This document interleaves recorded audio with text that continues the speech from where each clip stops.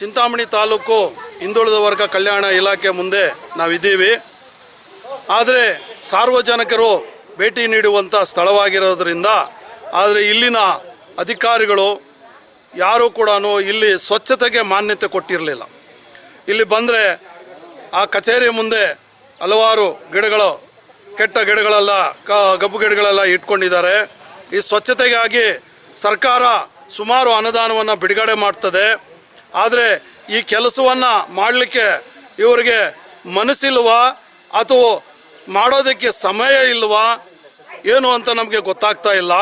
ಇಲ್ಲಿ ಸಾಂಕ್ರಾಮಿಕ ರೋಗಗಳನ್ನು ಹರಡಿದ್ರೆ ಕಚೇರಿಗೆ ಬರುವಂಥ ಕೆಲಸಗಾರರಾಗಿರ್ಬೋದು, ಪಕ್ಕದಲ್ಲಿರುವಂಥ ಹಾಸ್ಟೆಲ್ ಮಕ್ಕಳಿಗಾಗಿರ್ಬೋದು, ಈ ಸೊಳ್ಳೆಗಳ ಕಾಟದಿಂದ ಈಗಾಗಲೇ ಕೊರೋನಾ ಅಂತ ಒಂದು ಮಹಾಮಾರಿ ನಾವು ಇದ್ದೀವಿ.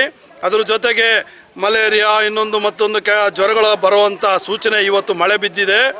ಆ ಸಂದರ್ಭದಲ್ಲಿ ಈಗೇನು ಗಿಡಗಳು ಇವರು ಸ್ವಚ್ಛತೆ ಮಾಡದೆ ಗಿಡಗಳನ್ನು ಬೆಳೆಸ್ಕೊಂಡು ಕಚೇರಿ ಮುಂದೆ ಕೂತಿದ್ದಾರೆ. ಇವರಿಗೆ ಏನೋ ನಾಚಿಕೆಗೇಡ ಕೆಲಸವಾಗಿದೆ ಇದು. ಇದಕ್ಕಾಗಿ ನಾನು ಹೇಳ್ತಾ ಇದ್ದೀನಿ, ಇನ್ನು ಮುಂದೆ ಕಚೇರಿಗಳ ಮುಂದೆ ಈ ಒಂದು ಸ್ವಚ್ಛತೆಯನ್ನು ಮಾಡದೆ ಹೋದರೆ ಮುಂದಿನ ದಿನಗಳಲ್ಲಿ ನಾವು ಇದೇ ಒಂದು ಅಂಶವನ್ನು ಇಟ್ಟುಕೊಂಡು ಉಗ್ರವಾದ ಹೋರಾಟವನ್ನು ನಾವು ಮಾಡ್ತೀವಿ ಅಂತ ಹೇಳ್ಬಿಟ್ಟು ನಾವು ಕೆಂಪು ಬಾವುಟದ ಮುಖಂಡರಾಗಿ ನಾವು ಈ ಮಾತನ್ನು ಹೇಳ್ತಾ ಇದ್ದೀವಿ.